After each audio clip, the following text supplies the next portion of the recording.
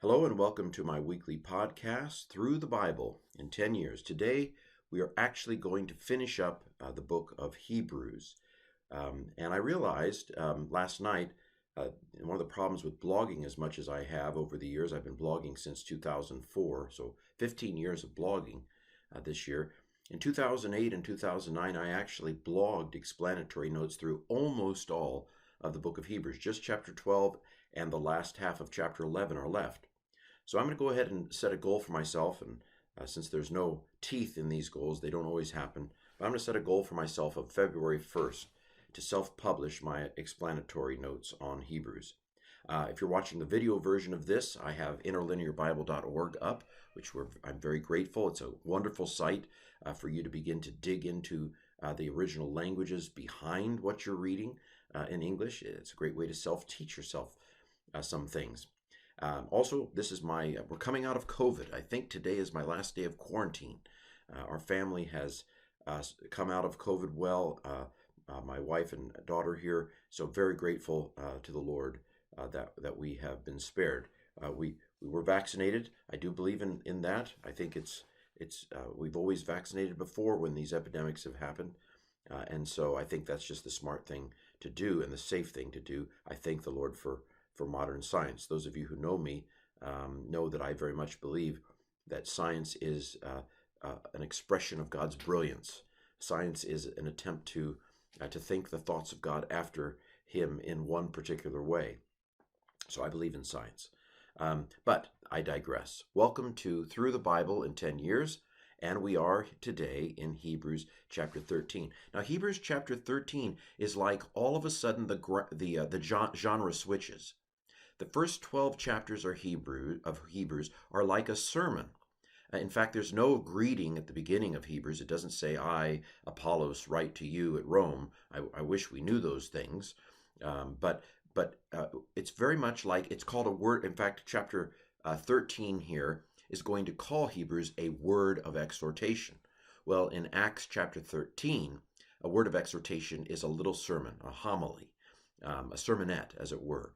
And so the majority of Hebrews scholars at the moment would say that the bulk of Hebrews is in the genre of a sermon. But here when we get to chapter 13, it suddenly changes. Chapter 13 is much more like a letter conclusion, like the conclusion of a letter. And so I forget who it was that said that Hebrews is a sent sermon.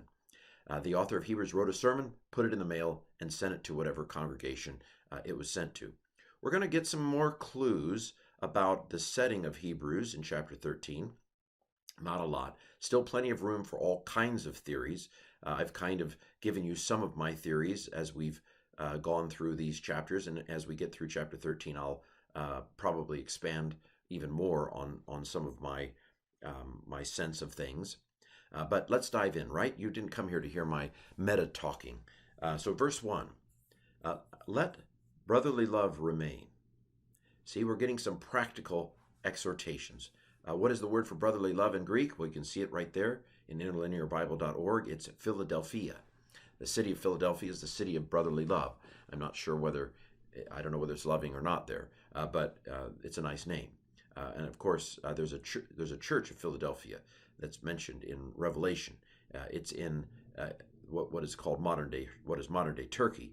Of course, back then it was still very much Greekified, Hellenistic. There were no Turks in Turkey at the time. It was very much Asia Minor, as it were. But let brotherly love continue. What's brotherly love? Well, it's when brothers love each other. It's when we love each other. And of course, it's metaphorical, not literal brothers. It's when we love one another. This is the goal throughout the New Testament. Boy, we don't seem to do a really good job of it in the church sometimes. Sometimes we do, but sometimes we don't. Let me just say that Christian Twitter, I would not say, now what's the first word that comes to your mind when you think of Christian Twitter? Why, brotherly love, of course. No, not the word that comes to mind. Something we should all aspire to. Of course, we can correct each other in love, but I think most of the time we correct each other in enjoyment. But let brotherly love remain. Verse 2, of hospitality do not forget, do not forget hospitality, do not neglect hospitality. For through this, that is through hospitality, some have entertained, some have unknowingly entertained angels. And of course, we think especially of uh, Abraham in, I think it's chapter 18 of Genesis, where he welcomes three angels, I think it is, three heavenly beings who look like people. He doesn't know they're angels when he lets them in. He lets them in because he's a good guy. And I don't know if you're like me. I mean, I grew up thinking hospitality. What's that? I went to Southern Wesleyan University. They had a hospitality team, and I just thought that was so silly. But that's my fault. I mean, that's not. That's because my personality, that does not compute. Does not compute. Hospitality was a major virtue in the ancient world. And so I'm gonna talk to myself. I won't talk to you. I'll talk to my former self and say that when I scoffed at hospitality as a young person, I was doing so in incredible ignorance of the ancient world.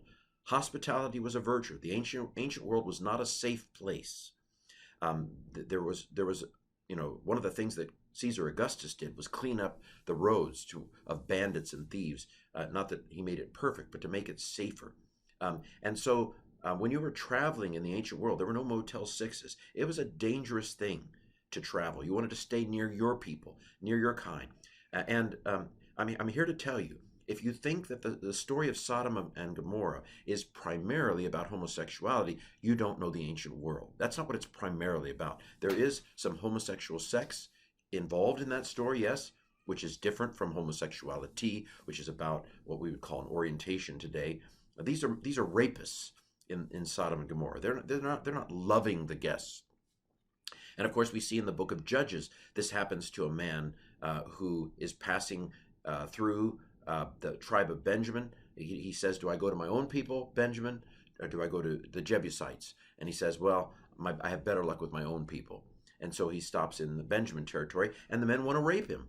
And they go on to rape his concubine to death. This is not about homosexual love or homosexuality. This is about violence. This is more like the rumors of what happens in prisons and that sort of thing.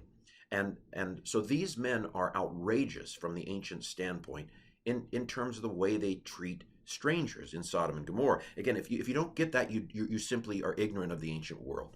Hospitality was a major virtue.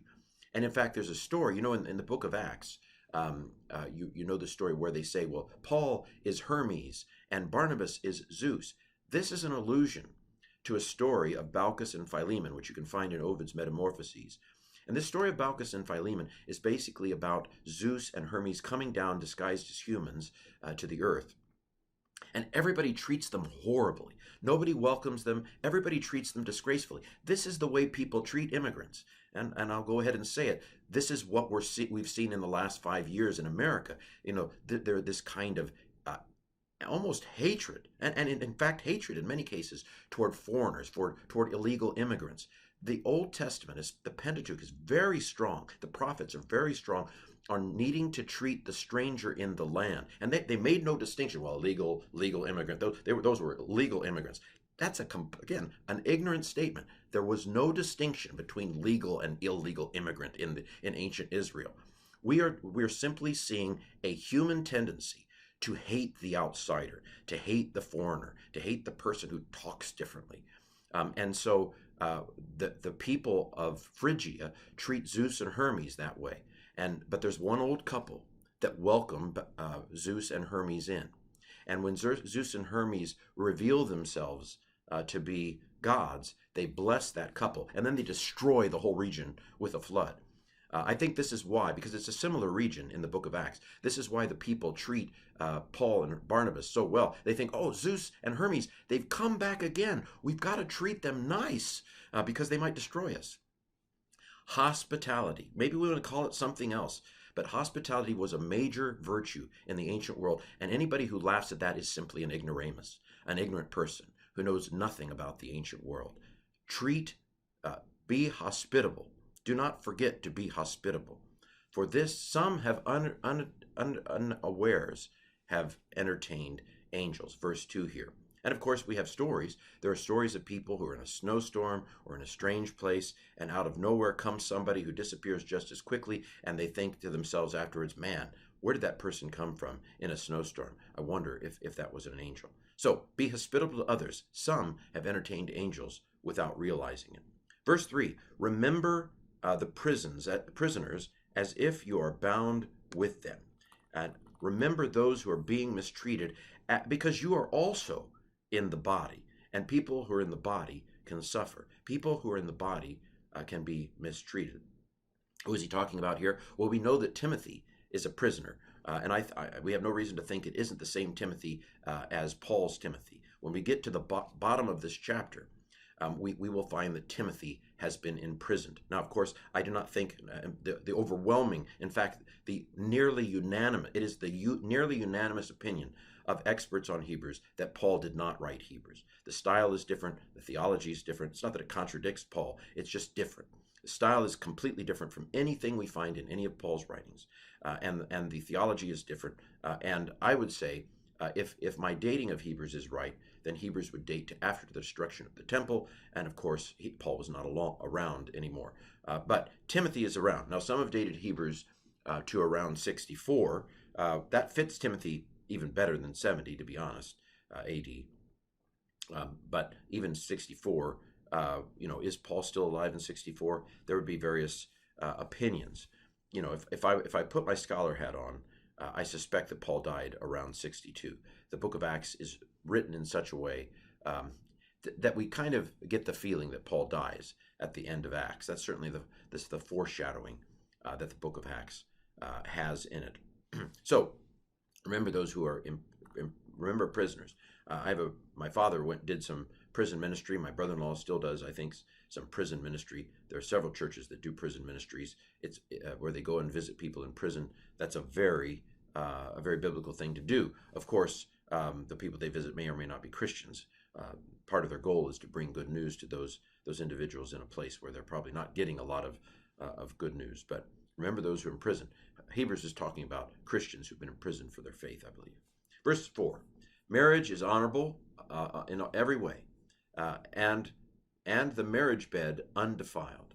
For sexually immoral people and adulterers God will judge. So this is a call for sexual faithfulness. And I've often said that if you want to know what the New Testament means by porneia, see Leviticus 18. Leviticus 18 gives us everything you didn't want to know about how not to have sex. And of course, homosexual sex is in Leviticus 18 and Leviticus 20. So my earlier comments are not in any way dismissing the fact that the Bible considers homosexual sex to be sexual immorality.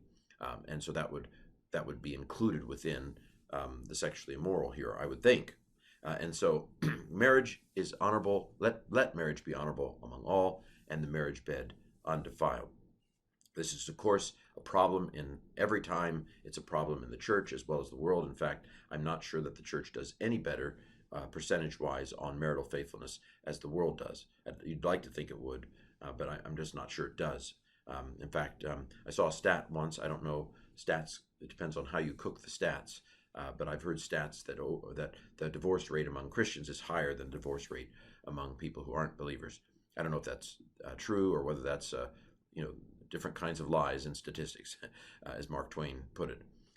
But it's clear that the need for sexual faithfulness is just as strong in the church as it is in the world. Verse 5, let your way of life be without greed, without covetousness, being satisfied with the things that you have. For he himself has said, I will not leave you, nor will I abandon you. Greed is a problem in the church, it would seem, no less than in the world. Maybe less, I don't know. Maybe the percentage of greed is greater in the world than in the church, but greed is found in the church just as well as it is in the world. Churches fight over material things just like other people do. They fight over money just like other people do. This is a troubling thing, I'm saying, because the church should be better if it's really the church. And of course, we have to reckon with the fact that the visible church is not the invisible church. The invisible church, I suspect, is much, much smaller than the visible church of individuals going to a church on say a Sunday morning, as today is. So let your manner of life not be greedy. The New Testament is thoroughly against greed. The New Testament has very little positive to say about wealth. We seem to find it easy. We lock phasers on the small handful of scriptures about homosexual sex, and then capitalism's good. And I am a favor of modified or monitored or carefully managed capitalism. Don't get me wrong there. But we tend to have some values that maybe are out of skew with the proportions of the biblical values. Greed is much more prominently talked against in the New Testament, especially by Jesus, than some of the other things that we focus on. In fact, I used to tell students, I used to have them write a position paper at the end of my New Testament survey class. And I had to warn them that there were some issues that I knew that some of them would be attracted to that aren't really hardly mentioned in the New Testament. I used to say, you can still write papers on those, but you better be good. You should pick an issue that the New Testament actually talks a lot about, which shows us that a lot of our Christianity is cultural, even though it's Christian cultural. But a lot of our Christianity, it has to do with subcultural currents in our churches rather than what the priorities of the biblical text are. By the way, this quote here, it's a very interesting quote. I will never leave you nor forsake you. It seems to be a splicing together of several different Old Testament passages. Joshua, there's a verse from Joshua that's part of it, and a couple other passages. This is okay. Matthew, I did my podcast on Matthew 2 a few weeks ago, and we found that verse, just as this happened that it might fulfill in the prophets, plural, he will be called a Nazarene. I suggest there may be more than one prophet involved in that splicing together of quotes. This is the splicing together of more than one quote together. And so we have to reckon that the hermeneutics of the New Testament authors is not the same as the hermeneutics you might get in an exegesis class at Asbury or Fuller or Gordon Conwell, or Trinity. They're gonna teach you historical, cultural exegesis, which, by the way, I completely agree with. That's what I'm doing in this podcast. I'm just saying that it was okay what the New Testament authors did too, and they were much more, just to use a stereotype, they were much more like charismatics than we were, where they went with the Spirit and what the Spirit was breathing through the text, as much as what maybe a historical study might lead you to conclude about the text. There is only one other place in Jewish literature where this particular splicing is done. And guess where it is? It's in the works of Philo.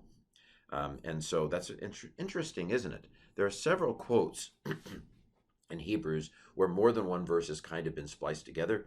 And in every case, that splicing is found in Philo. Where did Philo live? Philo lived in Alexandria. Where did Apollos come from? Alexandria. Could it be that Apollos is the author of Hebrews? Again, I'm not going to die for that, I don't think.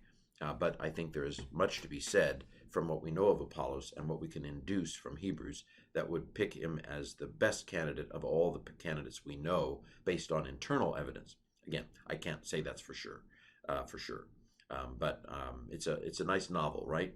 Verse 16. So we are bold to say, "The Lord is my helper. I will not be afraid. What will a person do to me?" And remember, the audience is afraid that persecution's ramping up, right? They're afraid. They think that things are going to get bad. There may be trouble ahead, and so they're nervous about that. But here again, Hebrews says, "What will I fear what a human will do to me? Why should I be afraid? Because the Lord is my helper." That doesn't mean I'm going to escape. That doesn't mean I'm not going to die. Remember Hebrews 11? Some escaped, but some didn't escape, looking for a better resurrection. And so maybe they'll escape, maybe they won't, but God is in control and God is their helper. And so they need not fear what a human being might do to them. Verse 7, "Remember the ones leading you, who spoke to you the word of God, who, considering the outcome of their life, imitate their faith." Now, of course, it's tempting for me to see this as an allusion to Paul and to Peter. Paul and Peter were both killed, put to death in Rome. Again, we don't know the precise dates. It would be tempting to see Peter as dying during the Neronian persecution around 64. Paul, like I said, if he died at the end of Acts, it'd be about 62. There has been a previous martyrdom in the community, I would say. I mentioned last week that there's the verse, chapter 12, verse 4, where it says, "You've not yet resisted to the point of blood." And some have said, well, that means that nobody's ever died in the community up to that point. I think that 12:4 is talking about the current crisis, the current situation of the audience. It's not talking about a crisis that might have happened 6 or 7 years in the past. And so I do indeed think it is likely that in a previous time of persecution, there were leaders that died, maybe leaders of this church community, and maybe some more famous leaders even too, like Peter and Paul, maybe. The outcome of their way of life was thus martyrdom. And the author of Hebrews says, imitate their faith. If you have to die for your faith, be willing to die for your faith, because we're looking for a much better resurrection. Verse 8, Jesus Christ, yesterday and today the same and forever. A memory verse, right? Jesus Christ is the same yesterday, today, and forever. That's true, of course. In context, what is it talking about? It's basically saying that the same Jesus Christ who was there for the previous ones who persecuted is there for them today and will be there forever. What does Matthew 28 say? Lo, I am with you always. Of course, that's Jesus talking to the disciples. Lo, I am with you always. Jesus Christ with you yesterday, Jesus Christ with you today, Jesus Christ with you forever. You may face some hard things, but Jesus Christ is with you, and God is your helper. Jesus is the same. Verse 9, with various and strange teachings, do not be carried away. Hey, now we're getting to something interesting, but we don't know what these strange and various teachings are, of course. I should hold my tongue and keep going. What's this? Are we finally going to find out what Hebrews is about? Well, I don't think that this is that central to Hebrews. The central argument of Hebrews is about atonement in general. It attacks the idea of an earthly sanctuary being sufficient in its polemic or in its argument, in its consolation. And so I tend to see what we're about to see as something peripheral. It's something in the water. It's a thing. It exists. I don't see it as the central concern that has given rise to Hebrews, although it's related. It's related. Okay, for it is good by grace to be strengthened, the heart, for the heart to be strengthened by grace, and not with foods, which did not profit those being devoted. Remember Esau last week, who Esau sold his birthright for food, for a meal. We get the impression that there's some sort of meal, and I'm thinking some sort of literal meal that's involved in the community. That's part of the mix of the problem behind Hebrews. There's some food here. Don't know what it is, but there's some kind of food. Even in Hebrews 9, it talked about the earthly sacrifices involving foods. That the rituals of the earthly tent involved cleansings, physical cleansings, and foods, and so forth. Something's going on with food in the community of Hebrews, I would say. We don't know exactly what. We can make some guess. It's a food that has to do with atonement in some way. I forget the name of the fellow who suggested, perhaps Barnabas Linders, I think, suggested this, that there's some synagogue food that is being connected to atonement in the wake of the temple's destruction. So they're like, well, where are we going to get our atoning meals? Where are we going to get our sacrifices? Where is that going to come from now? And the synagogues say, you need to be part of us because we are where those foods are retained. Again, it's speculative. I don't know how you'd prove or disprove something like that. But Barnabas Linders suggested that perhaps there is a synagogue meal that is in the background of this passage right now. And of course, Christians, especially if they're Gentiles, would not be welcomed in certain kinds of synagogues. But anyway, let's move on. Verse 10, for we have an altar from which we are able to eat, that they do not have an authority. Those who serve the tent, they do not have authority to eat from the altar that we do. Our altar is, of course, Jesus, the sacrificial death of Jesus, the offering of Jesus. Of course, throughout the centuries, it was traditional to think of Hebrews as written to Jerusalem, or perhaps even to some disaffected priests in Jerusalem. That seems, again, not enough evidence for anything like that. Very speculative indeed. I do not think Jerusalem is at all likely to be the audience of Hebrews. Man, what a fighting document Hebrews would be if it was written to Jerusalem. And most scholars don't go with Jerusalem these days. We can find a couple who wonder about Jerusalem. I can think of a couple scholars who've wondered about Jerusalem. Also, I don't think this is talking about communion. That would be anachronistic, I think. There's some who think, oh, this is talking about the communion table. We have an altar to eat. What? It's communion. Obviously, I know some Anglicans and Roman Catholics who really like that.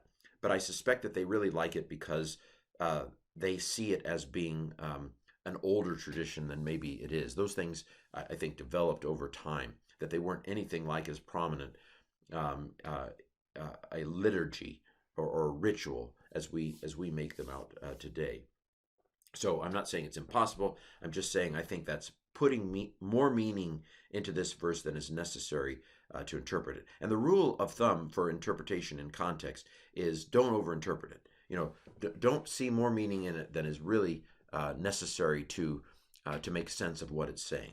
And so it seems to me that to read the Eucharist or communion into this verse is to put more meaning in it than really is necessary to make sense of the verse. He's simply saying we partake of Christ. We have an altar that we can eat from. And who knows, if there was a synagogue meal like that, maybe it facilitated the increased ritualization of communion. Maybe we are witnessing in this text the catalyzation of a more formal liturgy around communion. Maybe this is the cause rather than the result, if you know what I'm saying. Okay, we have an altar that we can eat from, that those who serve the temple, the tent, actually he says the tent. He doesn't say the temple. He's speaking theoretically here. This is metaphorical. Those who speak the tent, those who serve the tent, we have an authority to eat from something that they don't. Verse 11, for the blood of those animals is brought for a sin offering into the Holy of Holies by the high priest. We're setting up a parallel here, we're setting up a metaphor. And the bodies of those are burned outside the camp. Therefore, also Jesus, in order that he might make holy, in order that he might sanctify through his own blood the people, he suffered outside the gate. So Jesus is, again, Hebrews has many different angles on atonement metaphors, right? Here, Jesus's body is likened to the carcasses of the animals that were sacrifices. His spirit, he entered into heaven through an eternal spirit, but his body was like a carcass. That means it's an unpleasant image, but basically it's saying that Jesus is outside the camp, and of course they crucified outside the city. Verse 13, therefore let us go outside to him, outside the camp, bearing his reproach. For we do not have here a remaining city, but we are seeking the coming one. This is an alienation from Judaism, I think here, an alienation from the people of God in Israel. Basically, it's saying you're wanting to be in the in crowd. You're not wanting to have shame. Of course, the ancient world is an honor shame. See, David de Silva's now I think is being republished, Honor and Patronage in the Ancient World. Despite, and of course his commentary I think is called Despising the Shame. I think I'm trying to remember, but basically he pushes this angle that the audience is tired of being on the shame side of the equation. They want to have honor. They're exhausted, and I think he may overplay that dynamic. But clearly, they are not in the in crowd. They are not. If it is a synagogue meal, they can't partake. They can't be part of the mainstream way of being connected to the temple. Even if it's before the destruction of Jerusalem, they're not connected to the mainstream way of being connected to the temple out in the brushes, out in the diaspora, as it were. They are on the outs. They are expelled, as it were. And of course, we know at Rome that Claudius expelled Jewish Christians from Rome. They were not only expelled from the synagogues of Rome, but they were expelled from the city of Rome. There's a shame involved here with following Jesus. Oh, you're one of them kind of people. And basically, Hebrews says, love it, love the shame, despise the shame. Had a nice interaction with Mark Jolicoeur this week about despising the shame in Hebrews 12. And it emerged from that conversation this idea. What Hebrews is saying is, consider shameful the shame. Shame the shame. They're saying you're shamed. Love it. Love the shame. Embrace it. Make shame an honorable thing, and make their honor into shame. Shame the shamers. Shame the shame. Despise the shame. Bear the reproach. Be able to handle it. Jesus was, I mean, and of course, this is what crucifixion is, right? They strip you entirely naked, put you at an entrance to the city where everyone can see you going in and going out. And they, and Jesus, they said, the King of the Jews. That was just full of shame. Crucifixions breathed shame and disgrace. And Hebrews says, love it. Love the shame. Bear the reproach. And remember, these are religious people. And we may, as Christians, sometimes have to bear the reproach of religious people who think that they're on the inside with God, and we are outside the camp. We're in the out group. We're not in the in group. The in group is partying and thinking, aren't we holy? Aren't we good? Aren't we the church? But we say, well, I'm not sure that you're quite living up to the church. Go outside the camp with Jesus, despising the shame, bearing his reproach. We don't have here a remaining city. Again, if Jerusalem has been destroyed, then this would be a very powerful verse. We don't have a city here that remains. The city we're seeking for is the heavenly one. And of course, Hebrews 11 talks about this, how we are seeking a heavenly city. We're not seeking an earthly city. At the very least, these Christians are alienated from Jerusalem. And of course, if Jerusalem is destroyed, not only does that heap incredible shame on them, oh, you're one of those Jews that we just destroyed in Jerusalem, right? Your city, your God is a loser because he couldn't defend his own city. These kinds of things. Despise that shame. We are not seeking here an earthly city. We're not so Jerusalem, and if this is a consolation, so Jerusalem is destroyed. Get over it. It's an earthly city. There's a heavenly Jerusalem, a new Jerusalem. There's a heavenly city. There's a heavenly homeland. And of course, I wouldn't put it past the book of Revelation to be drawing on Hebrews a little bit here. The New Jerusalem in Revelation. What if that in part is built upon the imagery of Hebrews? Or it could be vice versa. Of course, maybe Hebrews is building upon John, the author, John the Revelator's thinking about the New Jerusalem. That's possible too. But strong sense of alienation in this chapter, final chapter. Verse 15. Through him, therefore, let us offer a sacrifice of praise in everything to God. That is, the fruit of lips confessing his name. Let's see, do not neglect doing good and fellowship, for with such sacrifices God is well pleased. Again, in my novel writing of Hebrews, the temple's destroyed, but we can still offer all kinds of sacrifices to God. We can still offer sacrifices of praise to God. We can still offer sacrifices of doing good, sacrifices of sharing. We may not be able to offer physical sacrifices anymore, but it's okay. We can offer spiritual sacrifices to God, and God is well pleased with that. That's enough. Confessing his name, that's enough. Doing good, that's enough. Praise, that's enough. Fellowship with each other. Brotherly love, that's enough. God is well pleased with those sacrifices. You don't need to worry about some strange theology that's developed in the synagogue near you where they're saying, well, since there's no temple, you better eat our meal or you won't have atonement anymore. And of course, what does Hebrews say? Those sacrifices never took away sins in the first place. Jesus has always only been the only sacrifice that actually works, the only sacrifice that actually takes away sins. Those strange teachings coming out of the synagogue, it doesn't matter. We've got the sacrifice of praise. We have the one that actually works, Jesus, who has entered in to the Holy of Holies. So, shame the shamers. Shame the shame. Verse 17. Obey those who are leading you and submit to them, for they themselves are guarding on behalf of your souls, on behalf of your lives, giving an account. They're held accountable to God, and they're trying to shepherd you. And so listen to them. Now, of course, sometimes leaders are abusive. Sometimes leaders are wrong. There comes a time where you have to serve God rather than humanity. But in general, we should show respect to our shepherds, to our pastors, to our leaders, and treat them with respect, even when we disagree with them, in order that they might do this task with joy. Pastors really there's a lot of burnout in pastors. It's not always a pleasant job. Pastors are expected to be masters of everything, and yet uh, uh, sometimes in some churches they're expected to do everything. But of course, it's a shared venture. We're the body of Christ, each of us with different spiritual gifts. So being a pastor is not always a pleasant thing. I mean, there aren't, again, not all pastors are good, but we need to respect those who are leaders over us in our churches, and so they may do it with so that they might do it with joy and not with groaning.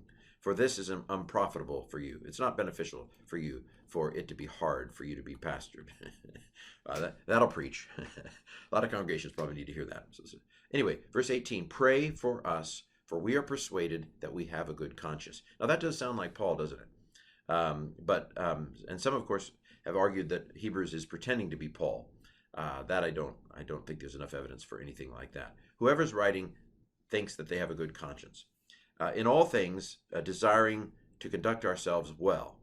Now, I encourage you more abundantly to do this, so that I may quickly be restored to you. That all very much sounds like Paul. There were some scholars who said, "Oh, maybe chapter 13 doesn't go on Hebrews. Maybe it doesn't belong with the letter." But you can see there are enough thematic similarities. I've been making parallels to the earlier part of Hebrews throughout this that I think we should definitely think that Hebrews 13 is an integral part of the letter. And whoever it is, they have a good conscience. They want to be restored, so they've been in Rome previously, or wherever. It may not be Rome. It may be somewhere else. I'm biasing your interpretation. What was it that Hugh Montefiore, and I think Luke Timothy Johnson also likes the idea, well, maybe it's Corinth. Maybe this is Apollos writing to Corinth from Ephesus, or something like that, much earlier in the 60s. Again, lots of happy hunting ground for scholars with Hebrews. Verse 20. Now may the God of peace, the one who brought up from the dead the shepherd of the great shepherd of the sheep, with the blood of the new covenant, the Lord Jesus of us, may he equip you in every good thing, in order that you might do his will, doing among us that which is pleasing before him, through Jesus Christ, to whom be glory forever and ever. All right, there's a nice little benediction, isn't it?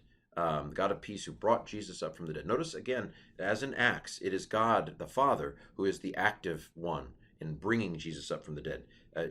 God raised him from the dead is the theme of all the sermons, most of the sermons, almost all the sermons of Acts. God raised him from the dead. May the God who raised up Jesus from the dead, brought him up from the dead, through the blood of the eternal covenant, our Lord Jesus, may he mend you, may he perfect you, may he equip you, may he knit you into everything good, so that you may do his will. Amen to that. So now we get the actual closing of the letter. Those were exhortations, closing exhortations. Verse 22, we have the closing remarks. Now I encourage you, brothers and sisters, to endure this word of exhortation. For in a few words I have spoken to you, I have written to you, I have sent to you. This is the verse I was mentioning earlier, where Hebrews is called a word of exhortation, which in Acts 13 is a homily.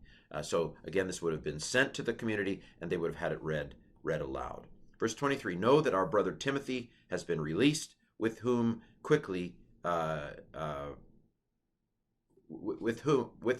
if quickly he should, if sooner he should come, I will see you. That is, if he gets released sooner than, or he is released, if possible, I will come with Timothy to wherever the destination is. Greet those leading you, all the saints. Those who are from Italy greet you. So this from Italy, this is, again, it's a very small clue. Some have suggested, well, this sounds like they're away from Italy. They're apo tes Italias. They are away from Italy. And, obviously Priscilla and Aquila come to mind. There were a lot more people from Italy in the ancient world. We say, well, Priscilla and Aquila, because we have a small set of data to go from in the New Testament. So we think Priscilla and Aquila. There were lots of people from Italy. But if it was Priscilla and Aquila, that would make sense, right? They're from Italy. And they're sending greetings back to you. this would also make sense with Corinth, I suppose. If everybody, the ones from, those Italy people. Although it seems less to me that you would say those from Italy if you're writing to Corinth than if you're writing to Rome. So this is probably the strongest datum that is used for Rome as a potential destination for Hebrews. Again, we can't prove it, and it's very little to go on. So even if the preponderance of scholars wonder if it might be Rome, it's really very little to go on. And then it ends. Grace be with you all. Well, that has been the book of Hebrews. Sometimes in the past, I think I've done a background podcast. So maybe next week I'll do a podcast of an introductory nature. Given what we've seen as we've gone through these 13 chapters of Hebrews, what is the most likely setting for the book of Hebrews? Well, this has been From COVID Through the Bible in 10 years. I hope you have a blessed week.